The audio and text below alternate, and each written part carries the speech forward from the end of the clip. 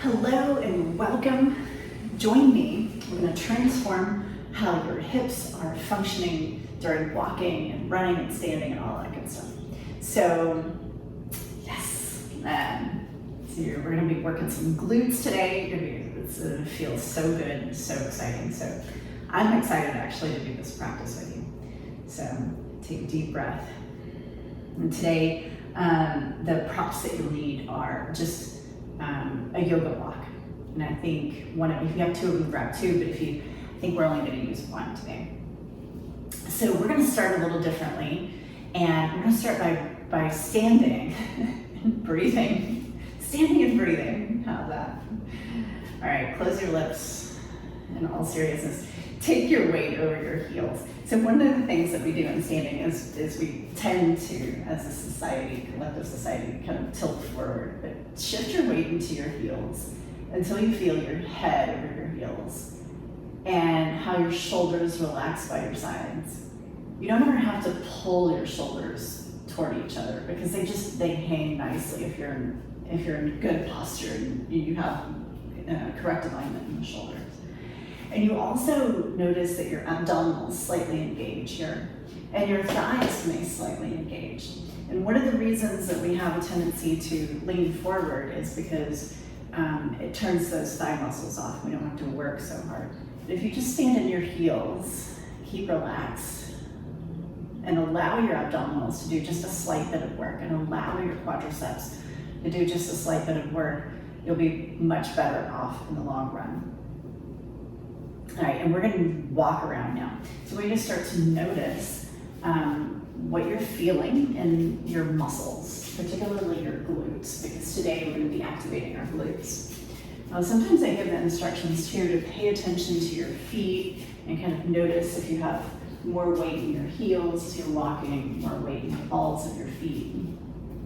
Maybe towards that outside pinky toe, or more weight towards that big toe ball of the foot.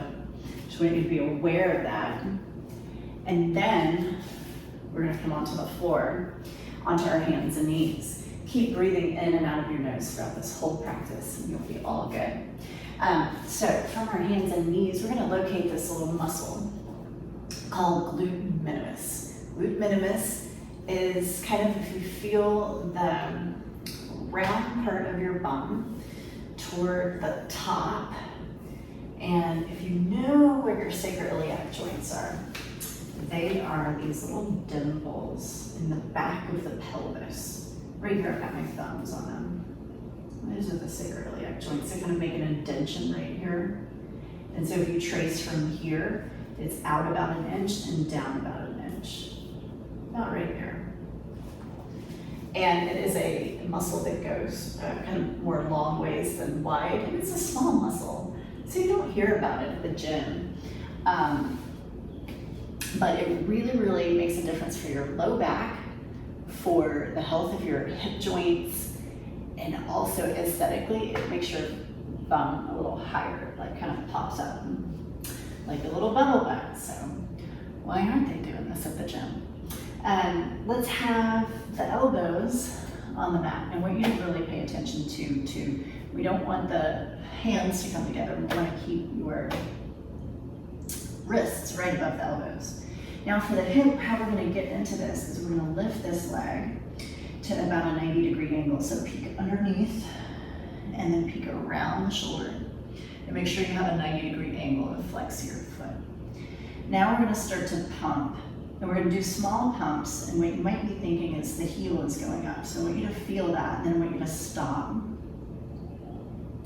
And then instead of pumping your heel to the ceiling, I want you to take your thigh bone up to the ceiling. And we're doing small movements, small pumps, because you're going to get a different texture. You feel that? A different texture. So what you're doing is you're activating this muscle that's probably a little sleepy. We don't use that muscle much. And by going small and slow, we're going to make it turn on. So by going smaller and slower, we're doing more muscle activation rather than less. And that's not usually what your brain tells you, but it's actually true because you can feel it right now. I know you can. Thigh makes that quality, right? Like, it's like a consistency, right?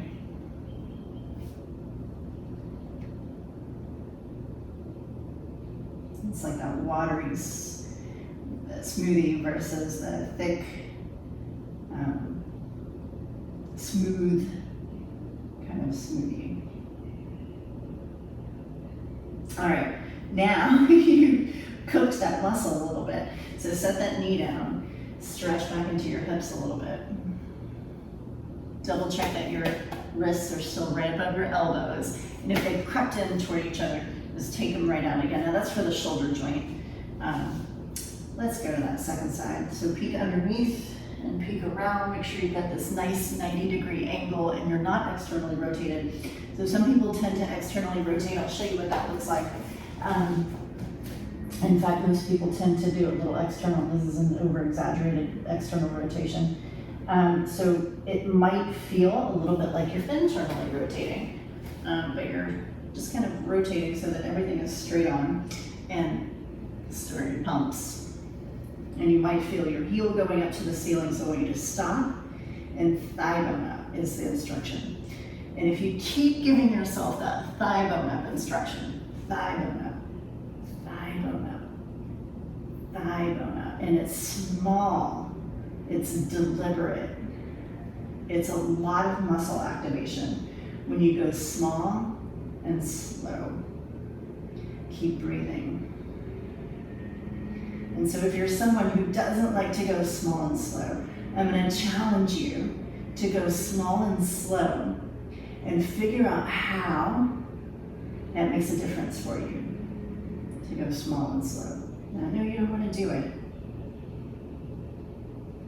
but play with me here and you'll see a big benefit. Knee to the floor, shake it out a little bit. Let's stand up. And I want you to walk around again so you can feel literally what this muscle does for your walk. Now I do a walk because we all walk all day, and we mostly don't pay attention to the muscles that were being used when we're walking. So we end up using our joints a lot of times when our muscles really should be doing more of the work than the joint. Think about a joint and think about a muscle. And if your muscle is moving your joint, that's really what you want to happen, rather than your joint moving your muscle. So it creates joint longevity, as you might imagine. You might be thinking to yourself, okay, so we've noticed the difference here. Now we're gonna notice the difference in another little area. So there's this little area, and I call it the underbutt.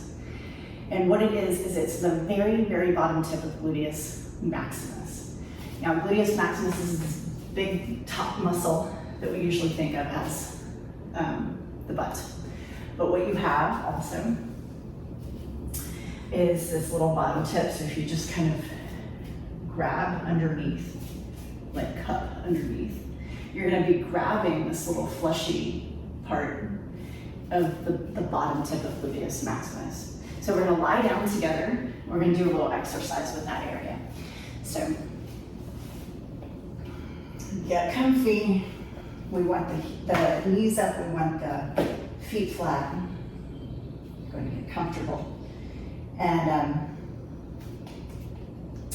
then take your arms long, make them as long as you can. Even scooch your arms down the mat or down the floor. And then cup underneath your butt.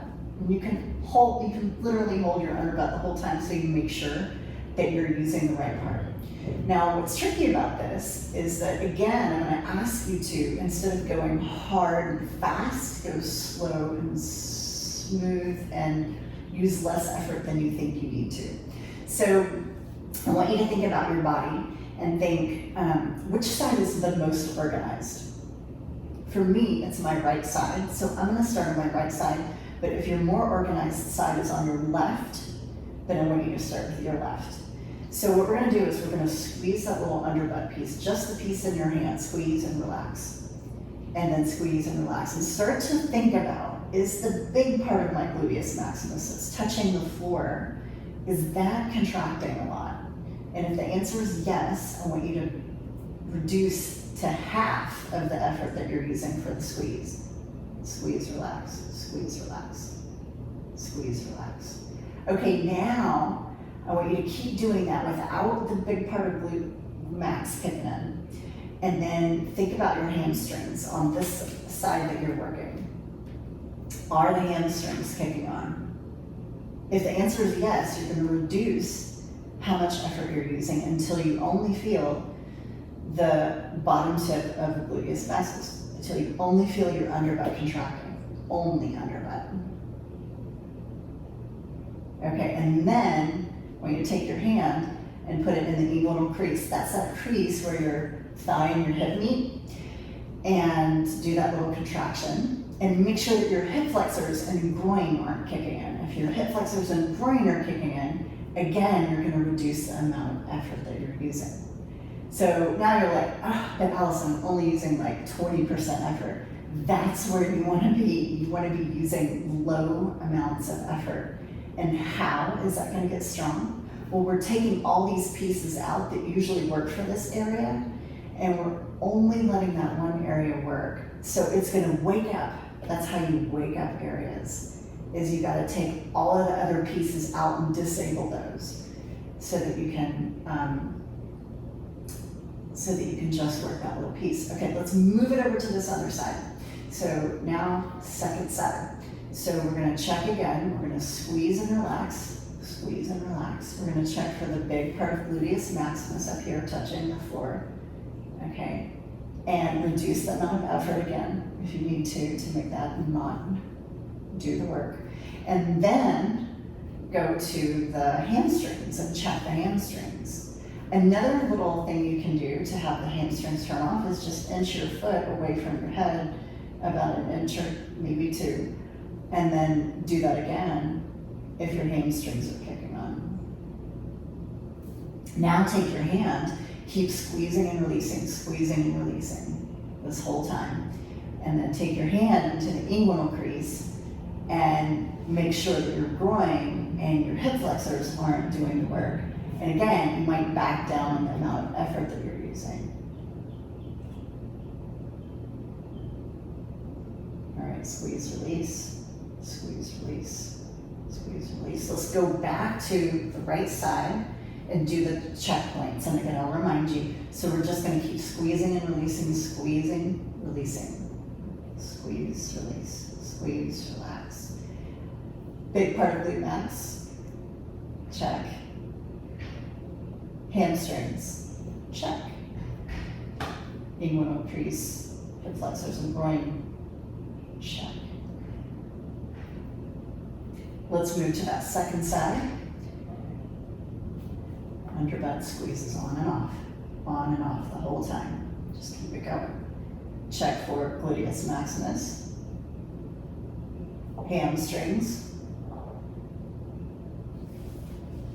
hip flexors and groin.